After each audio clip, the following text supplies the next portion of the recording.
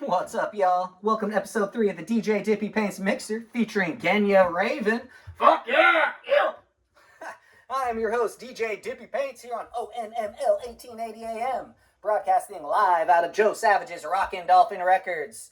And as you can tell, he's excited. It's been nearly 2 years since episode 2, soon after which one of Joe's flammable bathrobes caught fire, burned down his house, and in the fiery carnage, several of Joe's guns discharged, sending some shrapnel his way. He's not talking much now, but he's okay, and he is here flipping records, and he has prepared an ode to Genya Ravan, which I'll read later in the show. First, let's hear what Goldie had to say in 1963 with the Escorts.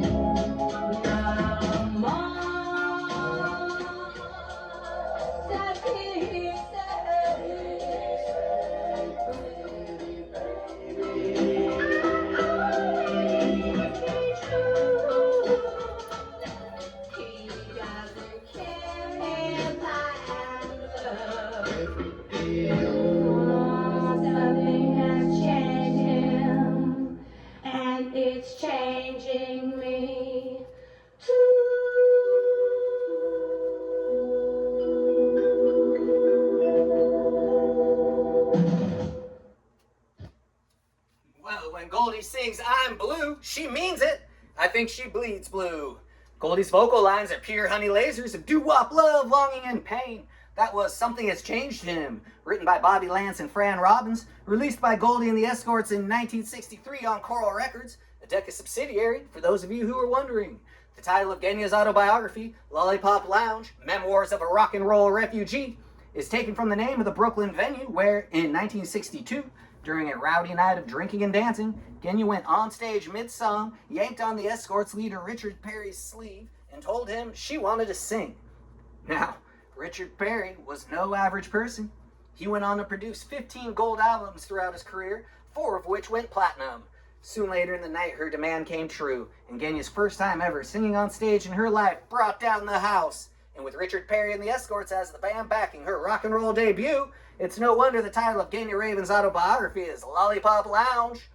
But it gets even better. She gave Perry her number, and a few days later he called, said they had fired their lead singer, and asked her to join the band. Love developed between the two, and the new lineup scored a #1 hit in Michigan with a song from West Side Story titled Somewhere. When music director Henry Jerome called Genya and told her the Escorts were waiting for her in Michigan to do a record hop, she thought, what the fuck is a record hop? But when Henry told her it would be with Marvin Gaye, she began packing as soon as she got off the phone. Here's a song Genya, credited as Goldie Zelkowitz back in 1963, wrote with Richard Perry called Submarine Race Watching. It's a song about parking and making out, and it's here on the DJ Dippy Paints Mixer.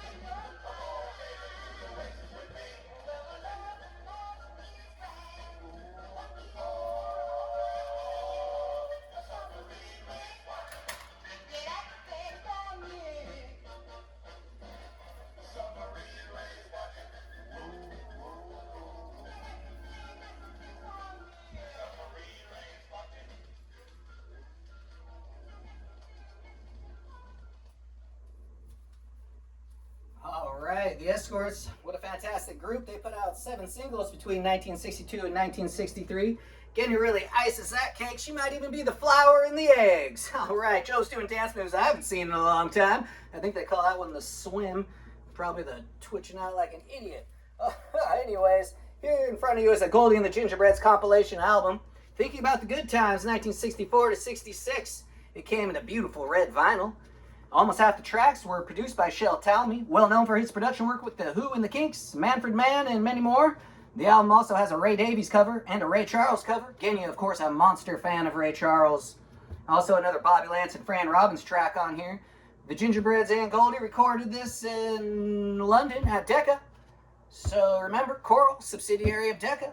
And Joe's giving me the look like enough nerd shit. Let's get back to the music. We're going to play 3 tracks off this side, beginning with one that Goldie Zelkowitz wrote, produced by Shel Talmy.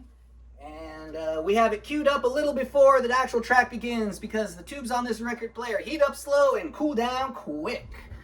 And that song before is going to be Sailor Boy. Gotta have that volume loud when that vicious guitar comes on for I See You've Come Again by Goldie Zelkowitz.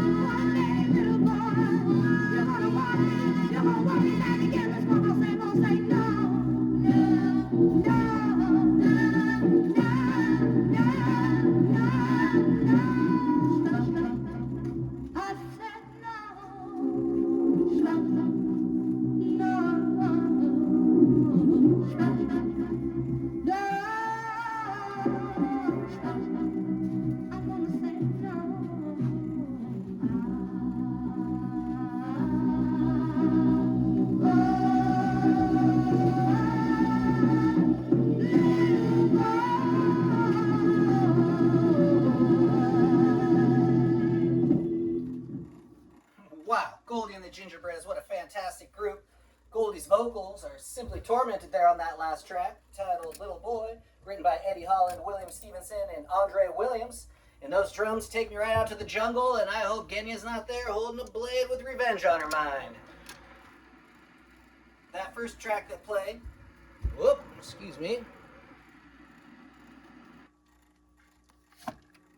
Scoot you over there, Genya. Get this thing locked up. That first song, written by Goldie, she was not Genya Ravan yet. That superb track titled I See You've Come Again was recorded in 1966, but sat in the vaults at Atlantic Records as an unissued master until it was released in 2021 on this album. Joe's been playing it on repeat for 2 years now, so he's very excited to have episode 3 of the DJ Dippy Paints Mixer here now for y'all to hear.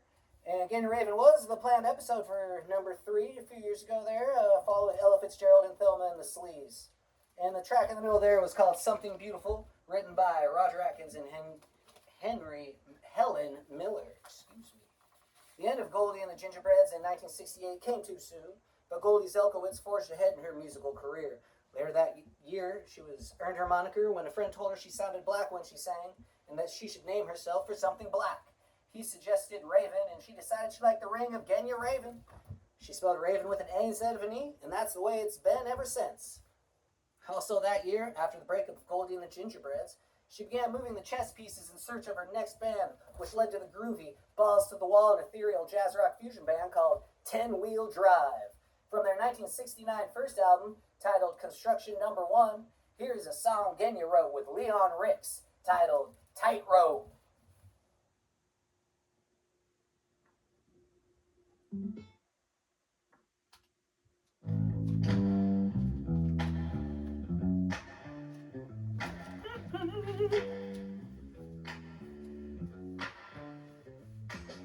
I hear ya. Yes, I hear ya. Every time I want you. Yeah, every time I need you. Closer.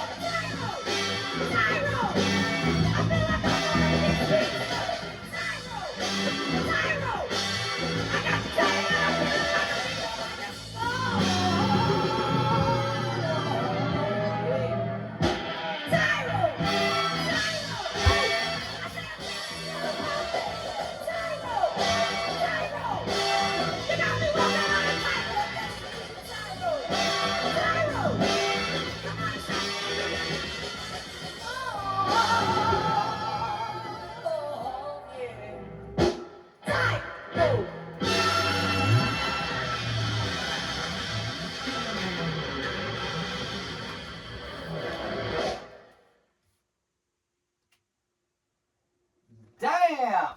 Whew. That was 10-wheel drive there. Just flashing the album notes. I forgot to read this before I played the Goldie track, Goldie and the Gingerbread tracks. From the album notes here. Even if they weren't the very first in the category, then Goldie and the Gingerbreads were truly the first significant all-women rock and roll band. These unwitting pioneers forged their own path, knocked down any barriers, and became the first female rockers to earn real respect from their male peers. Born in the discotheques of Gotham, seasoned on a never-ending road. By the time these young women arrived in Europe, they radiated authenticity and authority on stage and in sound. Ginger Bianco provided the solid and dependable rhythmic foundation. Margot Lewis was that indefinable glue that held down the groove whilst peppering it with jazz and R&B licks. Carol McDonald's guitar sat perfectly in the pocket. Out front was Genya Goldie Zelkowitz, the no-nonsense, self-styled quote-unquote broad, whose raw and genuine soul spilled out every time she opened her mouth to sing. And if we haven't already proven that here on the DJ Dippy Paints Mixer, then I don't know what to do for you. Oh man, of other note, they had a hard time looking for songs to record for this album, covers they liked. Genya wasn't exactly happy with the representation. Some of the songs a little too soft for what the Gingerbreads really truly were. Excuse me there.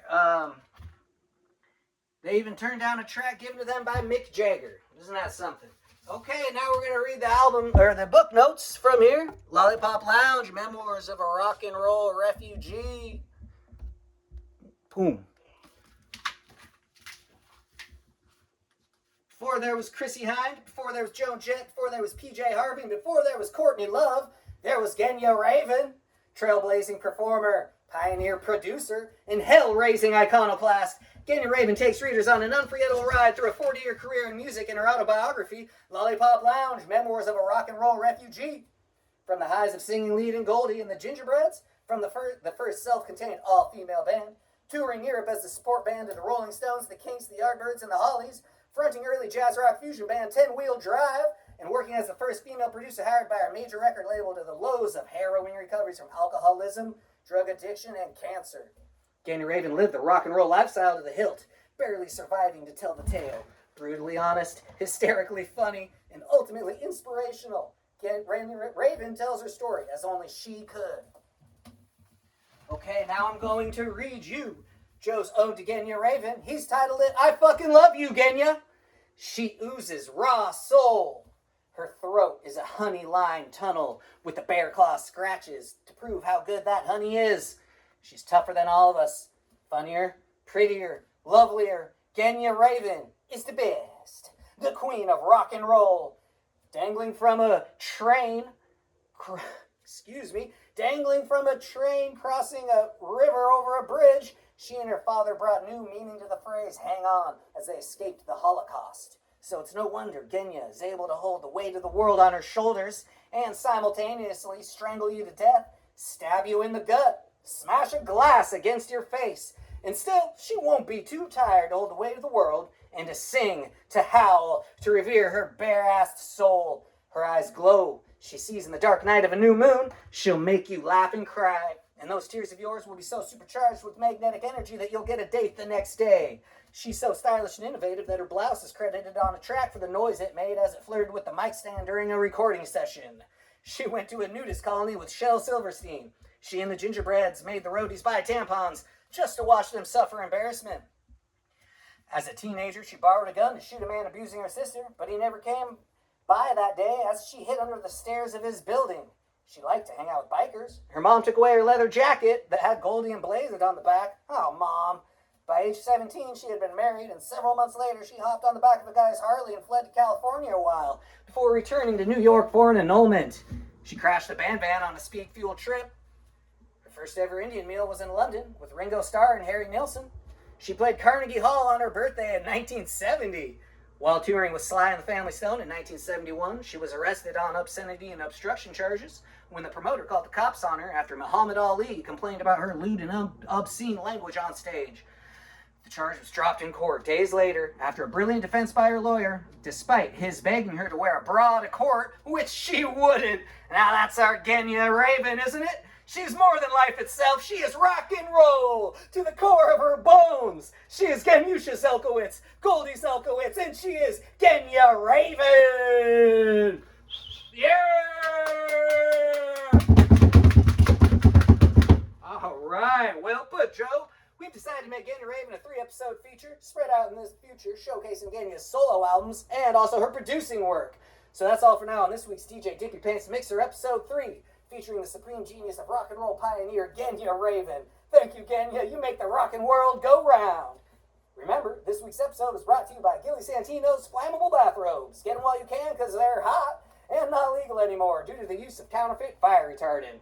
I am DJ Dippy Paints, here with Joe Savidge, signing off from ONML 1880 AM, broadcasting out of Joe Savage's Rockin' Dolphin Records. Peace and love, y'all. I believe it's March 12th. I don't know, Thursday. And we're clear. That was a great show, huh, Joe? Of course it was, you fucking dummy. We played music by Genya Ravan. Yo, Dip, you even look at the pictures in the book. Genya's fucking hot, dude. You gotta check this out. Oh, shit. Sorry, Joe. We're still live. God fucking damn it, Dippy. God, don't fucking cut it now. You got me in trouble. Come on, let's play the Ray Charles cover, and it'll be cool, man. I swear to God, Dippy. It's like your mom took fucking moron supplements while you were in utero. Okay. Alright, folks, let's watch Joe cue up track 5, if he can. Ha, fucking ha. I don't usually pick tracks because the arm's broken.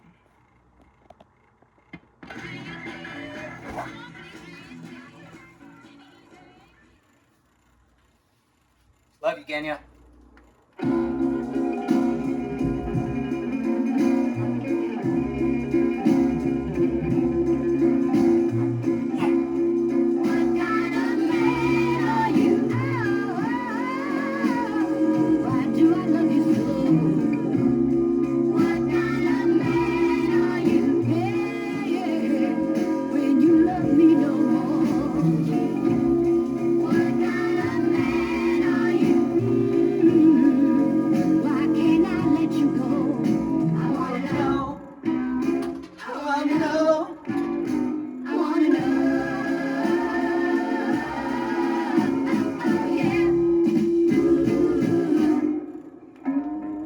you.